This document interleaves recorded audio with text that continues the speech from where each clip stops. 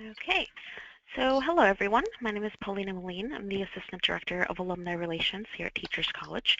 I want to thank you for joining us today for our monthly TC Alumni Career Development webinar. Today's webinar is presented by Daniel Gallant, and he is presenting how social media and slam poetry engage underprivileged students. Daniel is the Executive Director of the Nuyorican Poets Cafe, as well as a writer, producer, actor, and teacher. Daniel previously served as Director of Theater and Talk Programming at the 92nd Street Y and Tribeca Centers. He has produced theater and music events at venues such as Summerstage and the Brooklyn Museum, among many others. So, ladies and gentlemen, Daniel Gallant. Well, thank you. I'm glad to be speaking with all of you today. My name again is Daniel Gallant. I'm the Executive Director of the Nuyorican Poets Cafe. And I'm going to talk to you today about how the Nuyorican Poets Cafe engages students via social media and via slam poetry, and how the techniques that we use can be relevant for educators, schools, and arts groups and individuals. So I'll start out by presenting a bit of background regarding the cafe. So the Nuyorican Poets Cafe has been around in various forms since 1973. It began existence as an informal salon or gathering of artists who existed and worked outside of the commercial publishing and academic mainstream.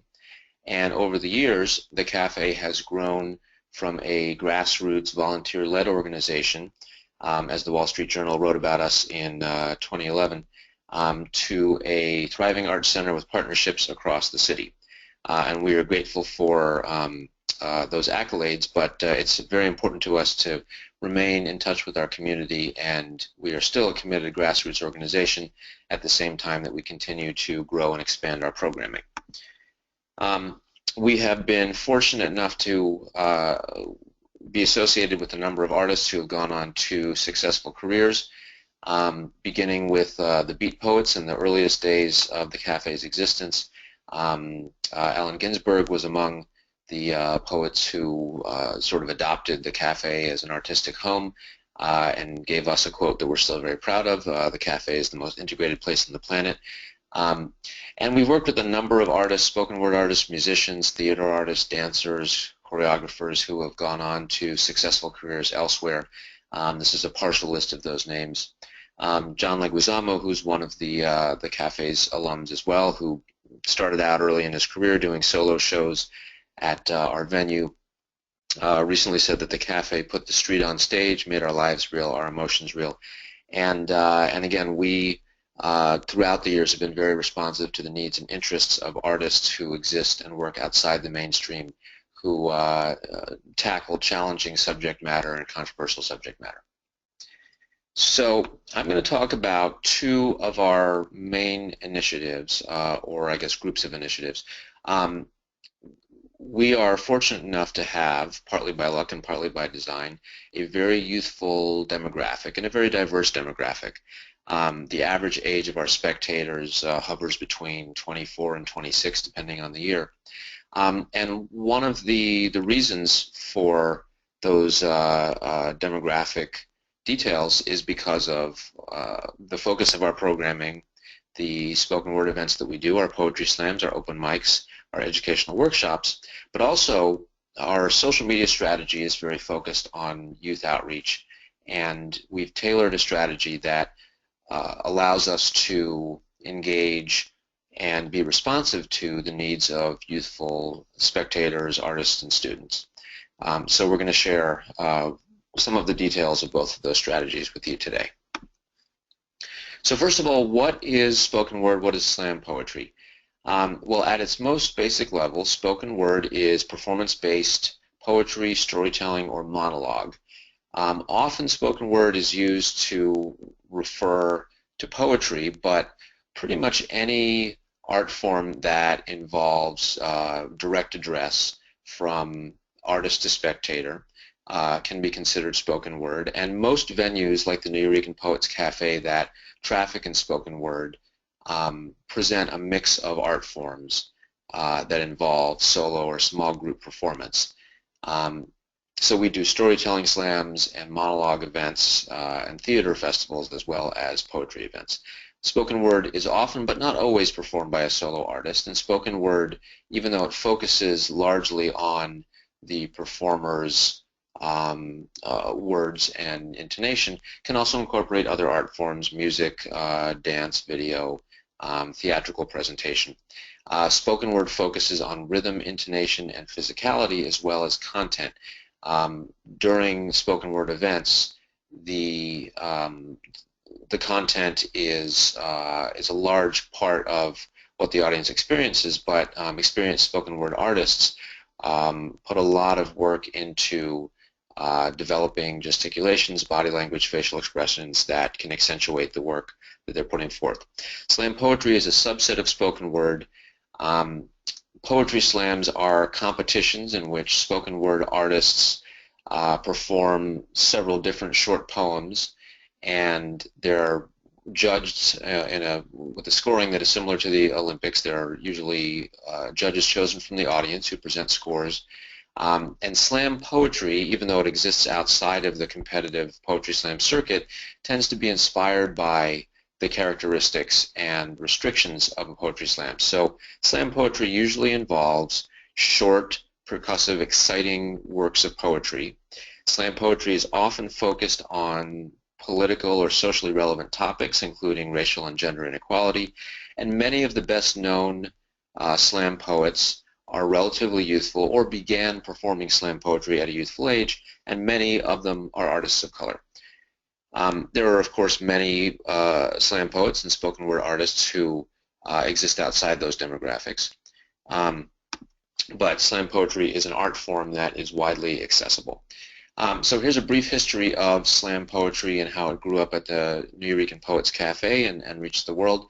The cafe itself, as I mentioned earlier, began in 1973 as an informal collective of artists who gathered in an apartment to perform and stage work. By 1981, those artists outgrew the apartment, bought the building that we currently own and operate on East 3rd Street in Manhattan's Alphabet City. And performance poetry was always part of the cafe's work from its earliest days, but slam poetry as a genre arose between the late 80s and the late 90s. Between 88 and 89, the cafe staged its first poetry slam, and again, poetry slam is a competition with specific rules. Slam poetry is the more general category to which that sort of performance belongs. There had been slam poetry type competitions earlier at Chicago's Green Mill, but the first official and well-known slams began at the cafe. In the late 90s, slam poetry became enormously popular in New York City as well as across the country, thanks in part to the poetry slams that our organization staged and continues to stage, partly because of documentaries like Slam and Slam Nation. Poetry tours helped to broaden the appeal of the art form, and TV shows like HBO's Oz began to focus on the art form. Def Poetry Jam, which started on stage and on screen in 2002, further boosted the popularity of the art form. And not that long ago, beginning in around the early 2010s, our organization and a number of other organizations that work with spoken word began to develop more structured educational programs that incorporate spoken word. From its earliest days, slam poetry and spoken word have been accessible to and enthusiastically embraced by young artists and students, but it's only been within maybe the last 5 or 7 years that the art form of poetry slam or slam poetry has come of age sufficiently to develop into an academic topic. So this is an article from last year, written interestingly enough by an artist who many would think works and exists outside of the key demographics of slam poetry and spoken word. And yet J.C. Barden, who's been a regular at our open mics for years, is a real fan of the art form, and he discusses in this article what it's like to be an older artist working in a younger art form. Slam poetry and spoken word are accessible to performers of all ages, but as J.C. Barden notes in this article, often it is younger artists who are drawn to the energy and the interactivity of the art form. So why is spoken word and why is slam poetry accessible to and appealing to students? Well, there are a bunch of reasons. Interactivity, crowdsourced elements. This is a huge part of spoken word. Unlike many traditional art forms and many widely popular art forms, in slam poetry, there's a lot of interplay between the artist and the audience. There's very little fourth wall, meaning that the artist is almost always addressing his or her audience directly. And the audience provides not just energy and enthusiastic response, but also sometimes input. Many of the members of the audience, especially in an open mic context, will get up on stage and perform themselves. Sometimes there's talk back between the performer and the audience. Sometimes there are shout outs, call and response. But it's the audience is very much involved in a spoken word performance. Spoken word and slam poetry are very accessible. There's a low barrier to entry. In order to be a spoken word artist, all you need is an audience. You can do spoken word in a closet. You can do it in a huge amphitheater. You can do it in the Grand Canyon.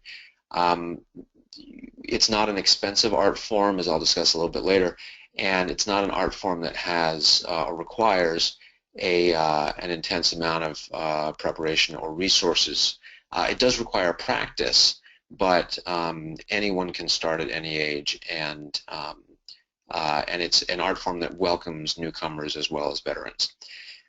Spoken word rewards youthful energy and enthusiasm. It's a very energetic, a very exciting, a very physical art form, very involving. And we at the Nuyorican Poets Cafe often find that young students and young artists really enjoy the energy of the art form, the enthusiasm, and it has an athletic element. It's a very physical art form. If you've ever seen a slam poet or performance poet after having performed several different poems consecutively, which sometimes happens with our featured poets on Friday nights or when poets go on tour, they can be very exhausted by the end of such a performance because, again, of the physicality involved. And that element, the athleticism, can appeal very much to students. Slam poetry, spoken word, slam poetry in particular has competitive and strategic elements. A poetry slam is a competition, it's tournament style, and so there are physical elements of competition, but also strategic and mental and tactical elements of competition that come into play during a poetry slam. Poets try to outwit each other. They choose which poems to perform and how to perform them based on the other poems they've seen from competitors during the same event. And so those elements, the thinking as well as the physical nature, trying to figure out the best path to victory during a poetry slam can be very appealing to students. There are many social elements of a poetry slam or of spoken word in general. Spoken word artists tend to be very supportive of each other. Sometimes they're competitive, but still, nonetheless, most of the time there's a collegial, friendly atmosphere that exists during open mics and poetry slams. Artists tend to support each other. They tend to trade tips and ideas and strategies and tactics. Those elements are all very appealing to students and youthful artists. Freedom of speech and limited censorship. You can say things on a slam poetry stage in the middle of a spoken word event that you can't say anywhere else or to anyone else, with very limited exceptions, and those exceptions relate usually to copyright infringement or hate speech. A poetry slam is an arena for entirely free speech, and we find that young artists in particular feel very liberated when they're able to get up on stage and talk about topics that they can't discuss at home, they can't discuss at school, or simply to just give a level of enthusiasm or a level of frustration for a particular topic that they might not be able to voice elsewhere. We find that students and young artists are very excited about the way that writing manifests itself in a poetry slam. The fact that unlike in a classroom or unlike when students are doing homework, in the realm of spoken word, in the realm of poetry slam, they can look at and employ writing for purposes of self-expression, as an art, as a hobby. A lot of the rules that can make writing either difficult or unappealing for students to embrace in an academic setting dissolve away when those artists are and those students are able to write for the Poetry Slam stage. Which doesn't mean that Poetry Slam doesn't have rules. There are rules, but the rules tend to be about the duration of the event, the duration of the poem, I'm sorry, and much less about the content. So there's a lot of freedom involved in the writing that appeals to students. And poetry seems to live and breathe and have a different sort of impact when students encounter it off of the page. We often see students at poetry slams, open mics, or spoken word education events who have never encountered poetry as an exciting art form before, who have never seen poetry as a source of inspiration before they encountered it in the poetry slam realm, because poetry, even if it's fantastic, amazing classical poetry, is often taught as a literary subject and without a performative element. But witnessing, experiencing, and participating in spoken word can give students immense appreciation for the power of poetry and the impact of it. In a slam, students and artists can address political and social topics, again, often ones they might not be able to address at home or in conversations at school. And spoken word events encourage and allow students and artists to express outrage, excitement, enthusiasm, strong, deep-seated emotions within safe boundaries. You're expected, you're allowed on stage at a spoken word event, at a poetry slam, to be beside yourself with anger, beside yourself with joy, to confront your demons or express your enthusiasm. And a lot of students find this to be a liberating experience for that reason. Here are some pictures of students at writing workshops hosted at the cafe. We do a lot of daytime events for students, and those daytime events often involve a mix of writing, performance, and discussion. So, what are some techniques that educators and schools can use to introduce students to spoken word? Well, we often find that a good gateway is simply bringing students to an existing open mic or poetry slam, allowing them firsthand to experience what poetry and performance, what spoken word can be like, and what literature can look like when it's not on the page. So we at the Nuyorican Poets Cafe have poetry slams at least once a week, open mics at least 3 times a week, and other venues like the Bowery Poetry Club and St. Mark's Poetry Project have regular events that are student-friendly as well. Schools and educators can also invite professional poets to perform on-site, on campus. We at the cafe work with dozens of teaching artists, performance poets who are also certified educators, who have taught classes, and who specifically gear their poetry towards a student audience. Guest artists at events of this sort will usually offer some examples of slam poetry. They'll perform a few pieces. They'll talk with students about the creative process, go through writing and performance exercises with the students. And another valuable asset of this kind of experience is that a lot of the poets we work with on educational events have used poetry and used the presentation and writing skills involved in the slam poetry circuit to go on to success in other art forms and other practices. So a lot of the poets that we work with have gone on to community organizing or politics or acting or writing or launching small businesses. And in many cases, those teaching artists can explain to students how the skills developed in the slam poetry circuit can be used for other academic and professional achievements. Another thing that schools and educators can do, and we found this has been very successful in engaging students, sometimes at-risk students, underprivileged students, and students who might not perform strongly in an academic context. Hosting open mics and poetry slams specifically for student groups can be a very effective way of engaging students in the writing and performance process. Those open mics and poetry slams can either be hosted at a school or at a professional venue like the Nuyorican Poets Cafe. We host numerous student open mics and slams every year. And often a way to boost the engagement of students in those events and also to make them feel more impactful is to invite either professional poets, local media figures, or teachers to judge the event. Often student open mics and slams will offer prizes for the participants.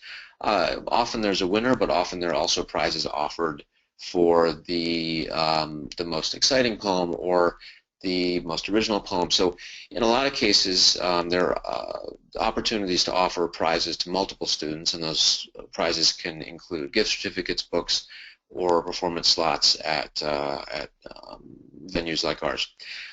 In the weeks leading up to an open mic, a slam, or another spoken word event organized by a school, it can also be very helpful if the school organizes regular writing and performance workshops.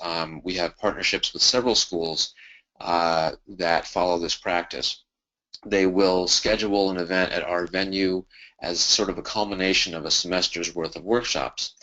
And during the course of that semester, either one of our teaching artists or one of the school's writing teachers or some combination of the two will lead workshops every week for the students to acclimate them to the process of writing about their own experience and then reading that work out loud.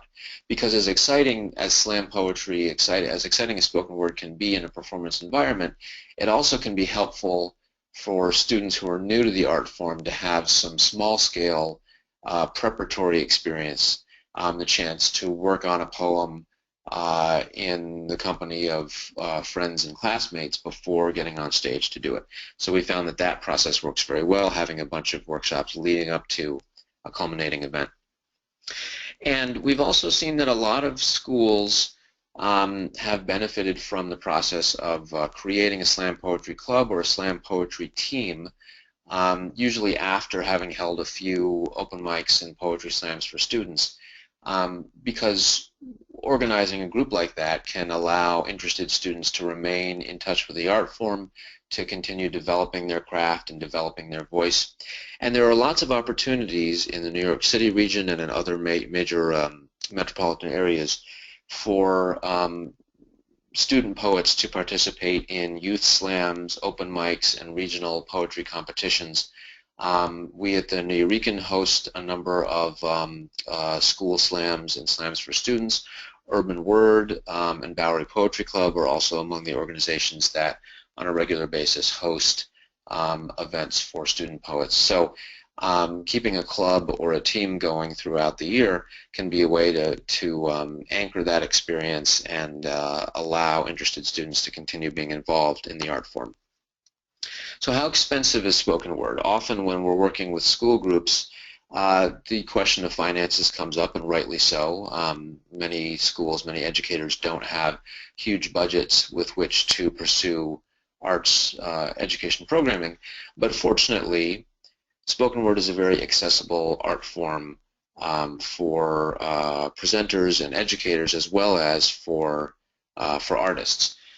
Even for schools and educators on a tight budget, it's very affordable to offer spoken word programming. Hosting an open mic at a school usually costs less than $300.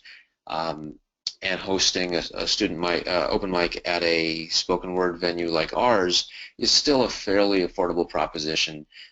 Depending on how long you want the event to run, it's rarely going to run you more than $500 and sometimes even less than that. Bringing poets to a school campus, which I highly recommend, allowing poets to interact with students in the classroom, still a very affordable experience.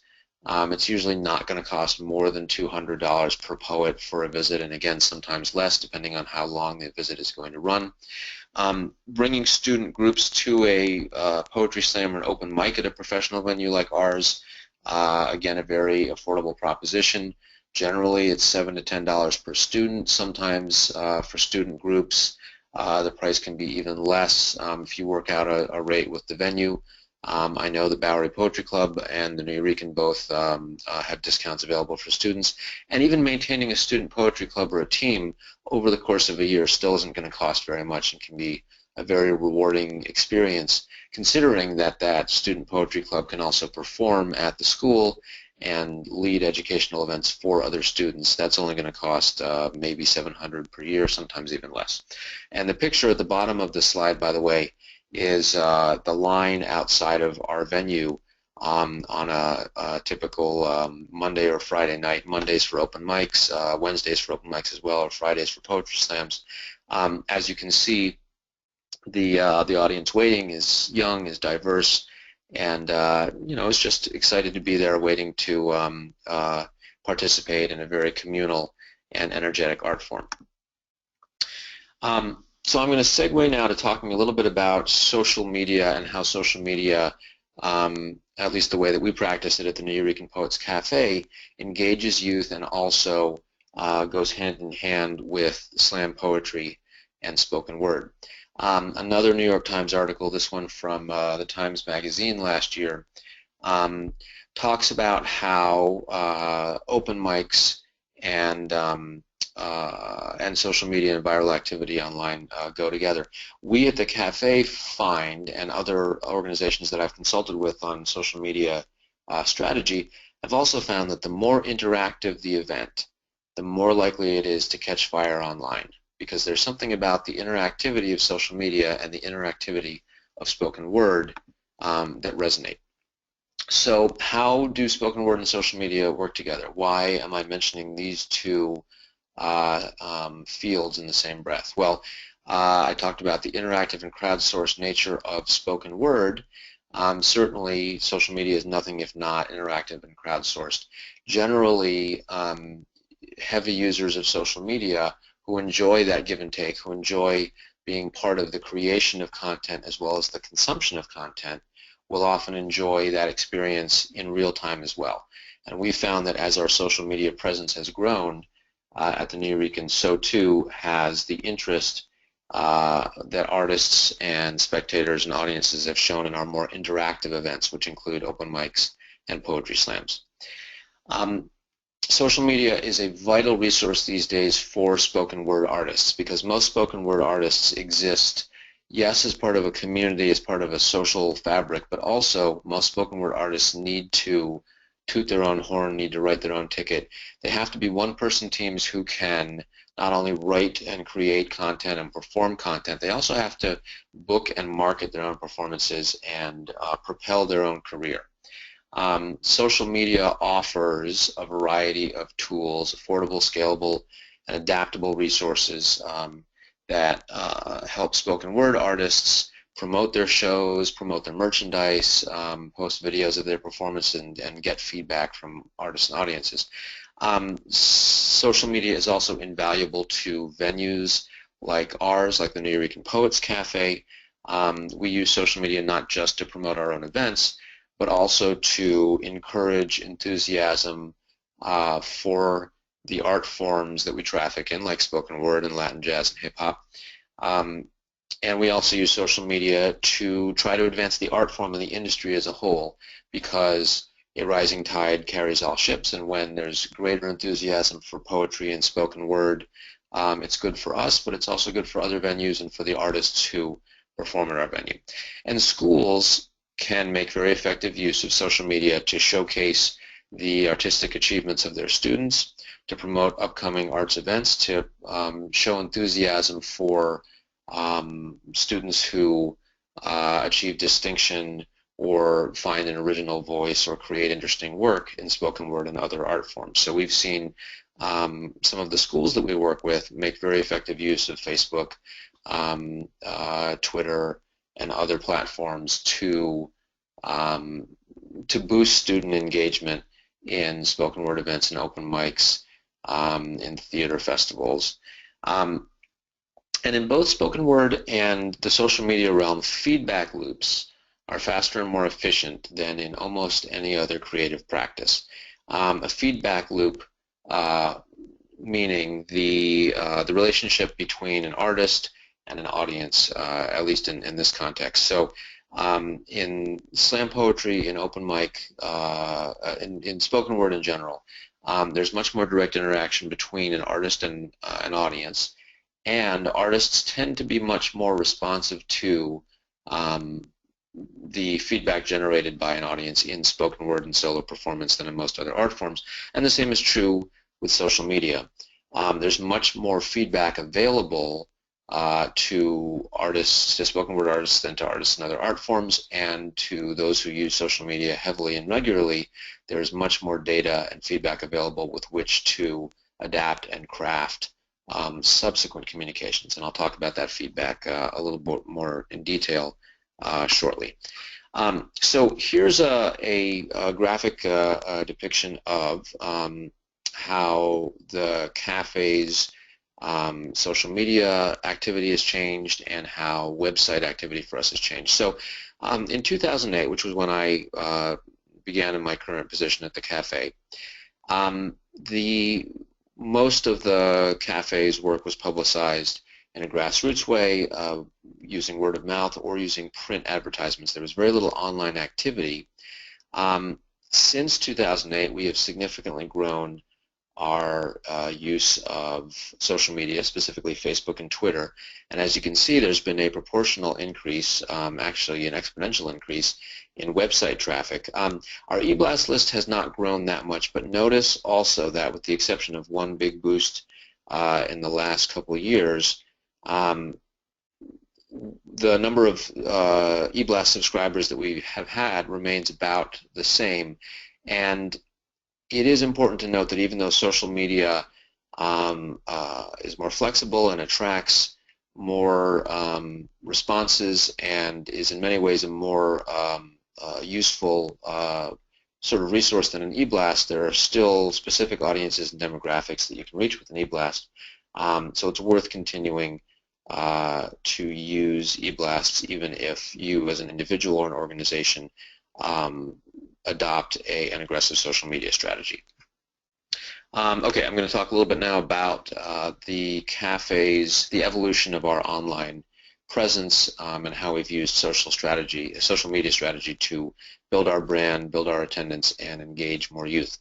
In 2008, when I joined the cafe, the organization was grassroots, run by volunteers, popular with artists, but didn't have reliable, effective ways of reaching members of the public on a regular basis or gauging the impact of our communications. We were only using print ads, print advertising to reach the public. We weren't able to discern the impact of the ads we were putting out there. We were losing lots of money, potential revenue each year because we simply weren't reaching our target audiences. We had almost no online presence, no ideas, no way to tell if our events were showing up online or if the press was tracking our events. We couldn't tell who was following us or how many spectators, members of the press might be looking up our events. And when we had programming changes or successes, there was no way to communicate them to our followers. My first week in the job at the cafe, there was a nice New York Times article that mentioned us, and we had no way to let anyone else know that we were suddenly in the news. So these were among the reasons that we made some of the changes that we did. So what have we done since 2008? Well, in order to reach a wider swath of the public, to reach more members of the press, more spectators, more students, more artists, we have updated and upgraded our website several times using whatever technologies, whatever standards seem to be the most prevalent. In fact, we just recently launched a brand new version of our website that is more mobile friendly and interacts better with our social media platforms. We added analytics and online pre-sales. I mentioned the feedback loop earlier. We use feedback from and statistics gathered from social media to influence our programming and marketing. We not only launched a Facebook and Twitter account, but we and began to update them almost daily, but we also promoted our social media presence through other platforms because we realized early on that we would be able to do a more effective job of communicating more relevant material with more of our audience more regularly if more of our audience followed us on social media. We use Google and other search engines to customize our presence. We created Google Alerts so we know we're mentioned in the press. By the way, if you don't have a Google Alert for whatever your work is, whether you're an educator, an arts professional, an administrator, I highly recommend setting up a Google Alert. They're not foolproof, but what they do is they allow you to find out and to track mentions of whatever interest you want to follow in the press, on blogs, on websites. So if you want to find out how often an event that you're promoting is being mentioned in the media, create a Google alert for it. If there's a particular artist you work with and you want to find out how often that artist or a student group or school is being mentioned on websites and blogs, create a Google alert.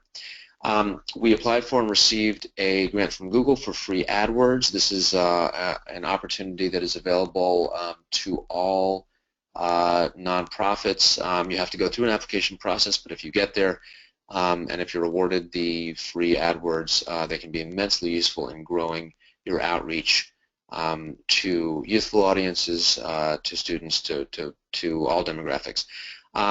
Publicize our social media presence via other platforms. We increased our e-blast frequency and made our e-blasts more narrative. We found that e-blasts specifically appeal to media, members of the press, and also to older customers, anyone who appreciates a more narrative version of an organization's programming.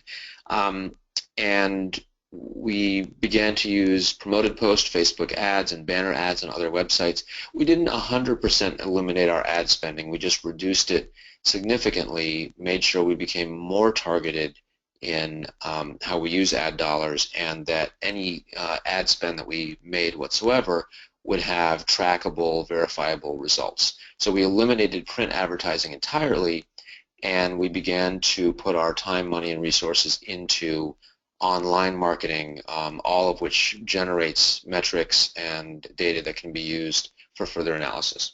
And we began to cross-promote with other organizations. That's also something schools and educators can do. That's not unique to arts organizations. Cross-promoting simply means exchanging shout-outs, exchanging e-blasts, exchanging mentions, space in newsletters, and it can be a very useful way for no cost whatsoever of broadening the reach and impact of your work. So what have we achieved since overhauling our online presence, since focusing on social media? Well, we grew our online ticket sales and our web traffic significantly, more than 70%. We more than doubled the number of weekly events, in part because we were able to discern through the use of social media which events were generating the most enthusiasm, what people were most excited about. To get back to the idea of interactivity, we found that interactive events like poetry slams and spoken word open mics tended to be the events that generated the most enthusiasm, so we've programmed more of those events and they've been very successful.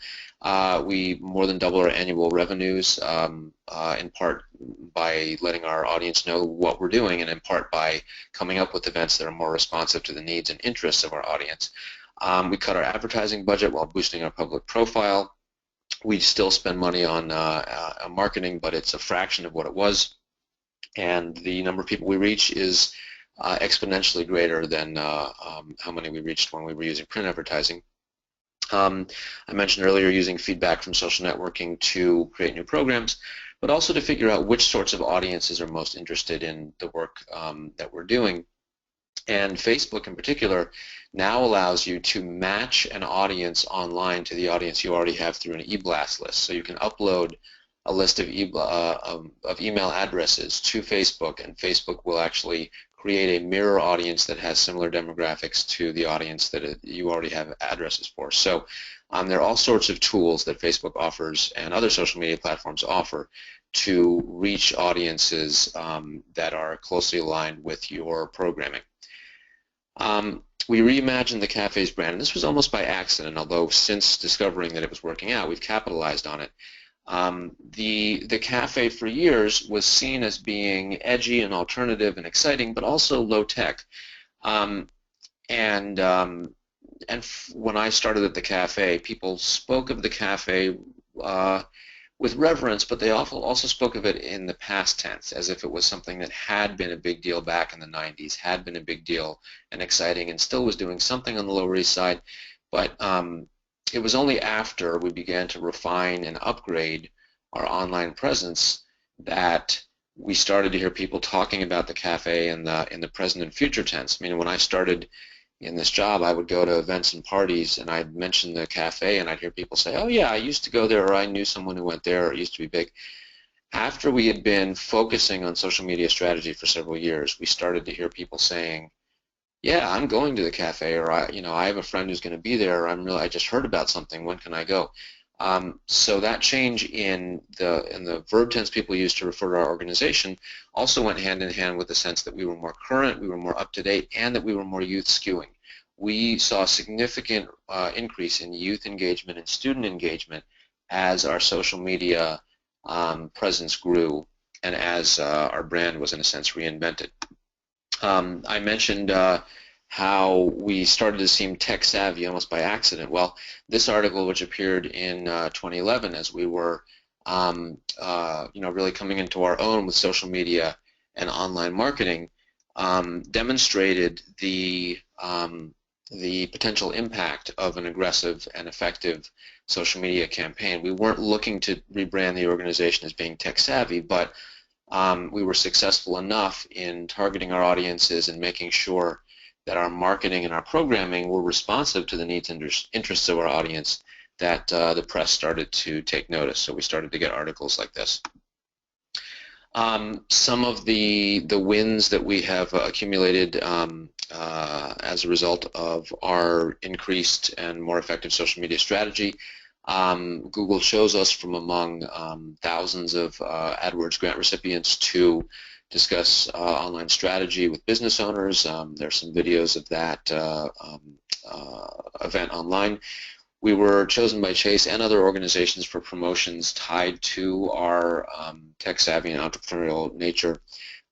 We have entered into successful online partnerships with all sorts of organizations, including Starbucks, Brooklyn Museum, Lincoln Center. And one sign of the success of a social media strategy is that organizational and promotional partners seek you out. It's one thing to go looking for sponsors and promotional partners, but we knew that we were starting to succeed at social media when large organizations were seeking us out for cross promotions and partnerships. And all sorts of media entities have listed our achievements. But nonetheless, we remain very hands-on, and we have a very small staff, and we have very low overhead, which also makes it much more possible for us to be flexible and experimental in how we approach social media and other initiatives.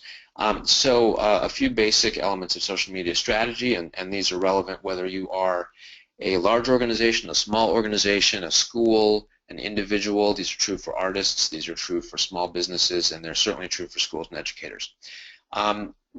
Social media strategy should be relevant to your mission, to your identity, to your programs.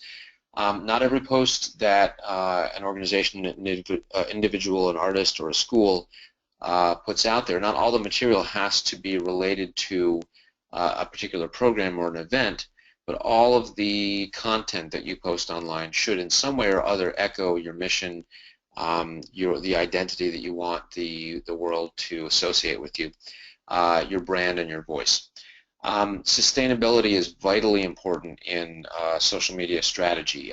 Lots of individuals and organizations early in the process of launching a social media presence will come up with a very exciting, aggressive idea. We're going to post 12 times a day every day of the year, and then after a couple of months or even a couple of weeks, suddenly it becomes clear that that's just not a sustainable practice, that it's going to be too much wear and tear on the people posting the content, and also too much wear and tear on the people following it. You want to make sure that you have a rhythm of posting, a consistency of posting that is easy for your audience to follow. You want to make sure that people are going to see your name and your content online often enough to recognize you and associate you with positive and interesting content, but not so often that you become a nuisance or that you fade into the background or that they want to filter you out because of the repetitive nature of your posts. So establishing a rhythm of posting that's sustainable for you as the provider of content, but that also is sustainable for your audience as the consumers of your content. Flexibility. Let's see. So it's important to have a home platform, and I think someone asked about which social media platform or vehicle has served us best. We use Facebook primarily and Twitter as a secondary measure. Both of those platforms and many others provide resources that can be of great use to organizations. We use Facebook in particular because it reaches more people than any other platform, and because a Facebook campaign is much more adaptable. You can learn much more about your potential audience on Facebook, and you can target promotions specifically or to the specific audience that you want to reach based on age, based on declared interests, based on location. Other social media platforms, even those that offer a lot of creative and flexible options for uploading content, still don't provide as much data about spectators and users as Facebook does. Twitter reaches a lot of members of the press and a lot of media figures and celebrities. Twitter is a very flexible platform, but it doesn't provide as much data about users, and it doesn't allow you to target your posts or your content as specifically as Facebook does. But we use both Facebook and Twitter regularly, and then we use other platforms sparingly. Regardless of which platforms you choose, it is important that whatever your strategy be, that you have a home platform that is to which you try to drive the majority of your traffic. And having that home platform helps you to track the evolution of your brand, and helps you to be more responsive to and adaptive to the changing needs of your audience, interests of your audience, and the changing capabilities of social media. And your social media strategy should be interactive. Of course, all of social media is interactive to a degree, but the more responsive you are to your audience's, your fans' needs, the more loyalty and interaction and traffic you'll generate. You want to encourage fan feedback, encourage actions by fans, and provide more than just event updates. I mentioned earlier that we at the cafe use social media to grow interest in the art forms that we traffic in, as well as in our specific programs. And that's something schools, educators, and artists can do as well, to try to promote not just the specific programs that you offer, but also those elements of the larger cultural ecosystem that are relevant to the work that you do. Okay, moving along. So here are a few examples of posts that we've done that have been successful. This is a post that served a number of purposes. On the one hand, this showed our newly restored murals, the murals on the outside of our building, giving our fans sort of an insider look at what was going on at the cafe, but at the same time letting people know about upcoming events that we have. So we try to post about once per day on average, but we try to use those posts to accomplish a number of different goals, to share elements of our organization, of our programming, or even hints and details about our building that people might not otherwise see, but at the same time to promote the events that we're doing. This post demonstrates a few things. First, it celebrates some of the artists and volunteers and staff members who are part of our organization. It demonstrates the resonance of a particular holiday, the Puerto Rican Day Parade, for our organization, shows that we have a presence outside of our four walls, and at the same time, it still promotes one of our events. I mentioned earlier that it's important to post about things that transcend your specific events. And in these cases, these are two posts, one of them that happened during Hurricane Sandy and one that happened right after the recent gas explosion in the East Village, both of which demonstrate the importance to us of our local community and our online community. Even though we're not promoting our own events with these posts, we're still using them to establish and further a sense of communal responsibility and to demonstrate our concern and our care for our spectators and our artists beyond our specific programs. And this is one of my favorite posts. I know we're running out of time, so I won't leave it up there for too long, but basically on the day of a recent election, we had heard from a lot of artists and a lot of spectators that they weren't really interested in voting. They had some apathy about voting. So we decided that it was important to us, to our organization, and to our community to share some reasons that voting was actually a very valid and important activity. And we try not to advocate for any specific political positions, but at the same time, it was important to our organization, even though it's not directly related to one of our programs, it was important to us to get people to the polls. All right, so very quickly, choosing a social media strategy appropriate to your needs and resources. When doing so, you want to make sure to assess your current brand identity. What are you doing well? What do you want to do more of? What do you want people to associate your brand with? Set a goal for increased public impact of your marketing. Make sure the goal is realistic, not too aggressive, but not too passive. Determine a sustainable level of social media activity. What are you actually able to provide? How much social media activity is your audience willing to absorb? What content is relevant to your brand? Some organizations will have a whole profile that says, this is our average, this is the individual that we want to reach. They'll come up with dynamics of their target audience, where they eat, where they shop, what they wear. We're not that specific, but we do have a kind of a specific summary of the language and subject matter that we want to focus on in our social media communications. Make sure your posts encourage action by your fans. Distribute social media responsibilities among your staff or create a schedule. That goes back to sustainability, but also it's important that whether you're an individual, a large or a small organization, that whoever is involved with social media really have their finger on the pulse of the organization or the programs that you're doing. And that helps make sure that the social media presence that you have reflects your core values. Determining a budget and goals for paid marketing and tracking the results of your strategy. Remember that feedback loop that I discussed earlier. It's important to use information about which posts have done well, which programs have done well, to adapt following subsequent posts and programs. This is a slide that I love because it shows off a very inelegant piece of equipment, but this marked a victory for us because during Hurricane Sandy, our heating and air conditioning unit was destroyed by the hurricane, and it took months of fundraising for us to come up with the funds to buy a brand new heating unit. But it was a big triumph for us, so we were very excited to proclaim it online and to give people who had been following and supporting us a sense that we had really accomplished what we were trying to accomplish, and also a sense, again, an insider view of what was going on. So actually, even though it's an ugly piece of machinery, still posting it demonstrated a win for our organization and made our followers and our fans feel part of something bigger. Okay, so very quickly, because I know we're almost out of time, just a few glimpses of the metrics that Facebook can offer you and the reasons that we use it.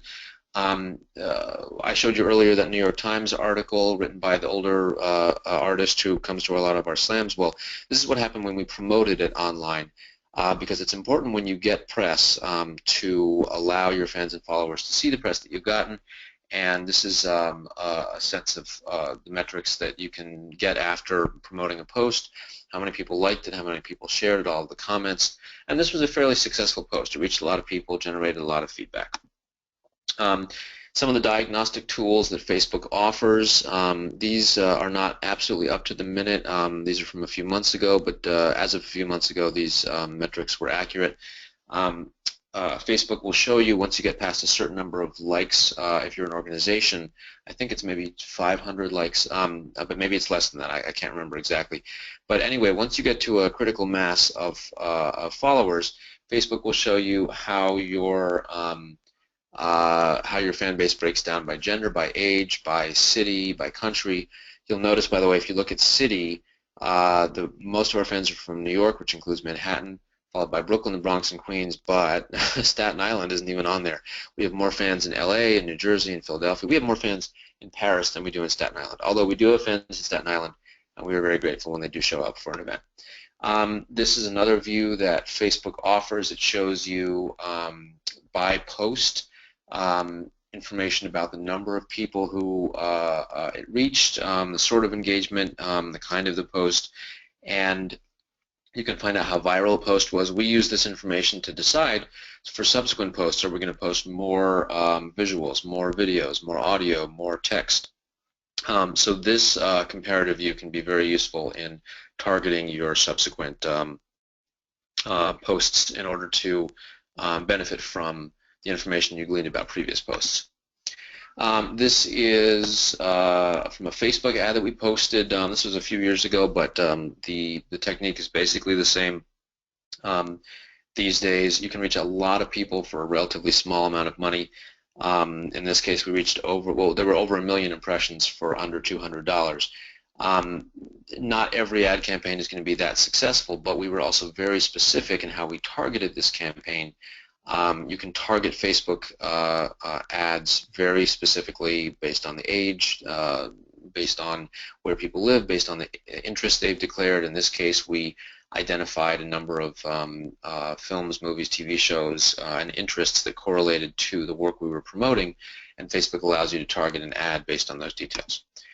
Google AdWords, I mentioned earlier that we have a Google grant and we use Google AdWords a lot. This chart just shows the importance of making sure that there's a correlation between the search terms that you use, or the keywords you use, I'm sorry, and the and what attributes people associate with your organization. So we didn't get a lot of click-throughs when we used Shakespeare because people searching for Shakespeare are looking for all sorts of things. But when we used our own name or the names of artists and art forms that are associated with our organization, click-through rates jumped. Offline techniques to boost and leverage social media reach. Adding interactive and crowdsourced events, elements to your events, something we do with open mics and slam poetry, but also with other sorts of events. Music events, we'll try to add elements that allow the audience to in some way or other influence the work on stage. Those events tend to be more popular online. Giving fans incentives for following you on social media. You don't want to give an incentive that's completely unrelated to your organization, like, hey, we'll give you a candy bar if you follow us, but offering ticket giveaways, t-shirt giveaways, something that resonates with why people should be interested in your organization. Giving those rewards can help boost your social media following. Celebrating the achievements, this is true certainly for a school as well for arts organizations and artists, the achievements of colleagues, artists, board members, sponsors. Giving people a personal reason to identify with the content that you post on social media can be immensely valuable and can generate more enthusiasm for your social media presence. And of course, partnering with other organizations and exchanging shout-outs. Whenever possible, we try to tag other organizations in our social media messaging, and we encourage other organizations to tag us. It's a free way to spread the word and a free way to cross-pollinate. Why use social media? I'm sure probably everyone who's listening in knows the importance and relevance of social media, but just so you have some of the numbers, the numbers are actually a little bit higher than this. They've already gone up since I put these figures together, but at this point, more than 74% of all adults who are online and 1.4 billion people, or now it's a little bit more than that, use Facebook. There's simply no other way to reach even a fraction of that many people. Look, major advertisers like Coca-Cola, just like small nonprofit organizations, have taken advantage of the flexibility and the targetability and the affordability of social media, particularly Facebook, to reach lots of people. Google Plus has a lot of followers, but that's in part because Google Plus includes everyone who uses Gmail. LinkedIn is up there, Instagram. But still, Facebook far and away trumps all of the other social media platforms. Most Americans do use information found online to decide where they're going to spend money, where they're going to donate, and where they're going to spend their nights out. So you want to be part of that conversation if you can, whether you're an artist or an arts organization or or for any other purpose. Social media is more affordable, far-reaching, and efficient than any other form of marketing. And you can generate a lot of useful data about your customer base from social media. We use the information, the metrics that we have generated through social media for fundraising purposes, for grant writing purposes, to reach press. And the fact is that data carries a lot of weight these days. Foundations, individual funders, government entities put a lot of weight behind data gathered via social media. And that data can also be invaluable in figuring out who is actually coming through your doors and figuring out how to drive more traffic of the sort that you want to your events. So these are all points that I've gone over previously, but just a quick summary of what of how we conduct social media. Strategy: post content of value and relevance regularly. Don't overdo it. You know, you don't want to scare people away by posting too much content, but do post items of community interest, elements that will boost interest in the overall environment that you're part of, not simply the programs that you do. Use AdWords and Facebook ads to reach new fans. Use eBlast to reach older audiences as well as press funders and investors. Try to drive your current fans to your social media presence. Use data to monitor your audiences and the content to which they respond. And once there's invaluable data, once again generated by any social media activity, use that data to shape your subsequent communications and programs. Identify and emphasize your existing programs that are generating enthusiasm and try to do more of what people are already responding to. And not everything that you post has to be about selling tickets or bringing people to an event. A lot of it can be based on simply growing the brand. That is all of the content that I have, but I'm happy to take any questions if there are any at this point.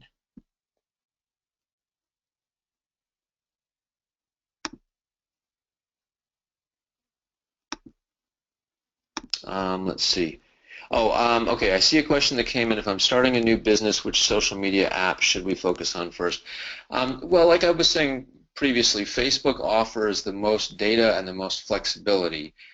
Twitter is very useful as well, and both Twitter and Facebook have very low barriers to entry, meaning that it's very easy to get started and to grow a following bit by bit.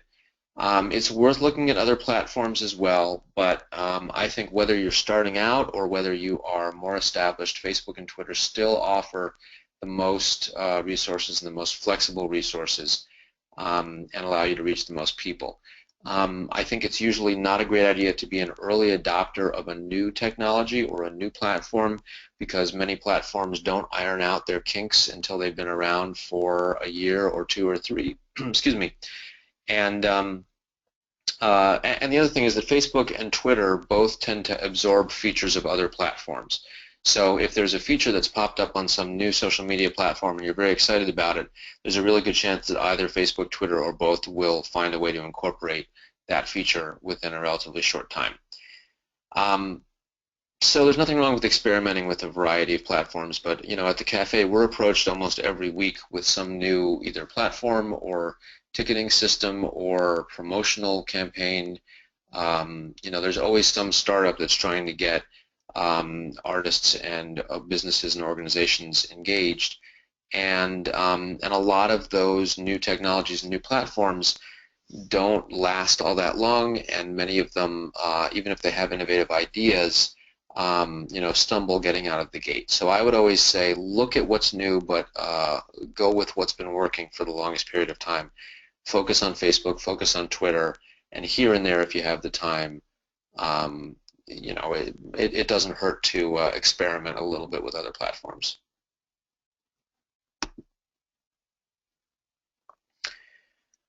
Well, I think we're about out of time, so unless there are any other questions, I guess this is probably a good time to wind it up. Now, on this final slide, you can see information about where to find the Nuyorican Poets Cafe online. If you don't already follow us, feel free to check us out on Twitter, on Facebook, check out our website, and you can also follow me on Facebook and on Twitter. Perfect. Thank you so much, Daniel, and thank you for taking time out of your busy schedule to share all this valuable knowledge with the TC community. Thank you, everyone, for joining us for our monthly TC Alumni Career Development webinars.